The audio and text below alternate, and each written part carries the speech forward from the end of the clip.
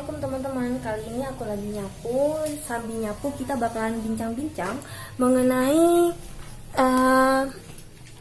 tipikal manusia ketika menghadapi masalah. Nah, seperti apa aja sih respon kita ketika menghadapi masalah dan bagaimana caranya menghadapi masalah dengan santuy. Santuy. Nah, jadi teman-teman, sebelum kita beranjak lebih lanjut, kita harus tahu nih bagaimana respon manusia ketika mendapatkan sebuah masalah. Jadi yang aku pernah baca nih, respon manusia ketika mendapatkan sebuah masalah dibagi menjadi 4 golongan. Nah, sebelum aku sebutkan nih satu persatu, yuk kita tebak-tebakan kira-kira yang sekalian amati selama ini ketika teman-teman kalian atau kalian sendiri mendapatkan masalah, apa yang kalian rasakan? Apa yang kalian lakukan?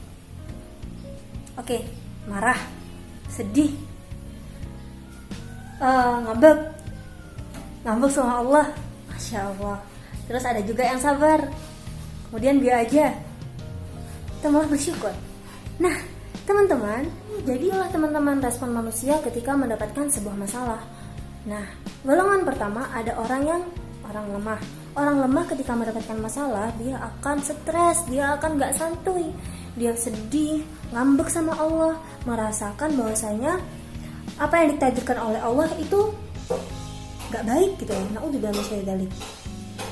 Nah, sebisa mungkin nih kita hindari golongan pertama ini, karena kan sesuai dengan judul, kita mau menghadapi masalah dengan santuy. Nah, golongan yang kedua adalah golongan orang-orang yang sabar, teman-teman. Nah, ada nih di surat Al-Baqarah kalau nggak salah ayat 156 ya. Allah tuh mengatakan bahwasanya setiap manusia yang hidup di dunia ini bakalan diuji, teman-teman. Diuji dengan apa? Diuji dengan rasa kelaparan, kemudian rasa takut, dan lain-lain. Banyak, aku gak hafal.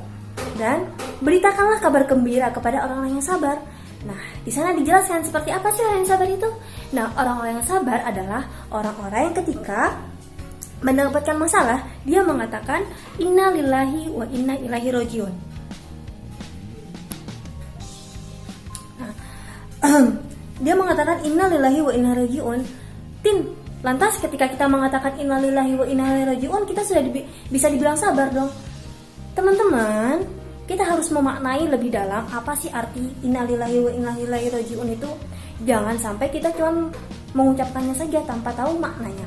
Jadi artinya adalah bahwasanya segala sesuatu yang ada di dunia ini hanyalah milik Allah dan hanya kepada Ialah kita semua kembali. Nah, yang bikin kita gak sabaran karena kita tuh merasa apa yang kita miliki sekarang adalah milik kita. Hello teman-teman, kita sebenarnya gak punya apa-apa, tapi Allah yang memberikan kita sesuatu. Jadi ketika Allah sudah menghendaki untuk diambil, maka ikhlaskan, oke? Itu akan membuat kita lebih santuy nantinya. Jadi bersabar akan membuat kita lebih santuy. Nah, tipikal orang yang ketiga adalah ketika mendapatkan masalah, dia tuh ridho, teman-teman. Ridho sama sabar apa bedanya, Titin? Nah, ridho sama sabar itu, kalau ridho tuh mah orangnya menganggap udahlah, nggak ada apa-apa, jadi be aja gitu, kayak nggak ada masalah.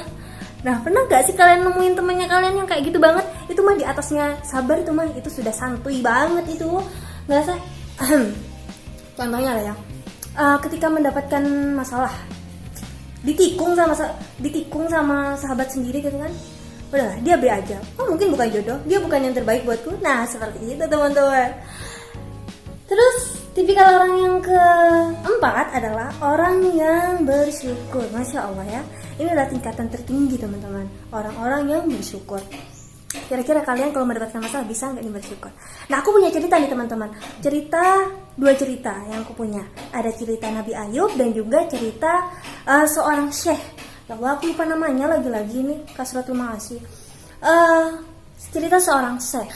Nah, pada suatu hari, aku mulai dari yang mana ya? Enaknya, oke, dari syekh ada dari cerita syekh aja ya. Nah, jadi suatu ketika ada seorang prajurit. Nah, prajurit ini berjalan di sebuah padang pasir, teman-teman. Di sebuah padang pasir yang gersang, kemudian ada sebuah kubu di sana. Tuh penasaran ada apakah di sana? Kemudian dilihatlah, ternyata di sana teman-teman hidup seorang kakek yang mana dia tuh sudah cacat, matanya buta, namun tidak lepas dari mulutnya adalah sebuah zikir-zikir memuji Allah. Lantas si prajurit ini bingung, lah opo iki kakek-kakek wis gak duwe opo-opo ngono ya. Kakinya pincang, matanya buta, tapi dia tetap berzikir kepada Allah. Dan kalian tahu zikirnya apa? Zikirnya tuh yang artinya kayak gini. Terima kasih Allah yang telah melebihkanku atas segala sesuatu. Wow, gila banget kan teman-teman. Bayangkan teman-teman, hidup di padang pasir di sebuah kubu kecil, kumuh, mata buta, pincang kayak gitu ya, cacat. Dan dia berzikir, ya Allah terima kasih karena engkau telah melebihkanku atas segala sesuatu. Lantas teman-teman, si prajurit ini nanya, loh kok iso sih kakek ini ngomonginnya? Ya udahlah ya, dia tanya, kayak kenapa kok yang aku lihat engkau adalah seorang yang buta dan cacat. Engkau tidak memiliki apapun kecuali apa yang kau miliki sekarang kayak gitu. Lantas mengapa engkau berzikir serupa kayak gitu? Si kakek pun menjawab, bilang kayak gini, aku akan menjawab tapi tolong carikan anakku dulu. Ternyata dia tuh punya anak teman-teman, ditinggal sama anaknya mah di gurun. Kemudian oke, aku bakalan nyari, bilanglah si prajurit. Dibilanglah sama si kakek nih. Kakeknya bilang apa coba teman-teman? Dia bilang, wahai anak muda, bukankah aku masih memiliki mulut? Dengan mulut ini aku bisa berzikir. Bukankah aku masih bisa memiliki telinga? Dengan telinga ini aku bisa mendengarkan azan dan mendengarkan ayat suci Al-Quran. Dan bukankah aku masih memiliki otak yang bisa, dengan otak ini aku berpikir akan kebesaran Allah yang luar biasa. Gila gak sih teman-teman? Santuy benar itu mah kakek. Oh my god. Padahal kakeknya itu loh ya gak makan beberapa hari loh teman-teman. Gila. Intinya teman-teman di sini adalah kita tuh yang bikin kita tidak bersabar, yang bikin kita tidak ridho adalah karena kita tuh karena kita tidak mensyukuri apa yang ada. Oke teman-teman, maaf skip tadi ya, aku baru selesai nyapu, ini sapunya masih jadi teman-teman, intinya dari yang aku ceritakan tadi adalah cara untuk keep santuy dalam menghadapi sebuah masalah. Yang pertama, kita harus dan sama Allah, bahwasanya Allah menguji kita untuk meningkatkan derajat kita. Kemudian yang kedua, segala sesuatu yang Allah berikan kepada kita itu sesungguhnya hanyalah milik Allah, dan hanya kepada Allah segala sesuatu akan kembali teman-teman. Dan yang ketiga adalah syukuri apa yang ada, gitu ya. Syukuri apa yang ada. Bisa jadi wa'asaan tuhibbu syai'an wa syarrul lakum wa sa'an takrahu syai'an wa syarrul lakum.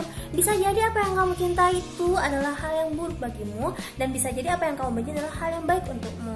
Dengan begitu kita akan bersyukur. Wah, aku dapat masalah nih, pacarku diambil orang. Alhamdulillah, berarti itu gak baik buat kalian. Udahlah, keep jomblo aja. Jomblo kan jomblo sampai halal itu kan lebih mantul daripada pacaran, bukan kan? Oke, sekian dari aku untuk cerita Nabi Ayub. Aku bakalan sharing di bawah nanti di komentar, atau di next time aku bakalan sharing ya. Semoga bermanfaat. Assalamualaikum warahmatullahi wabarakatuh. Makasih jangan main aku nyapu-nyapu.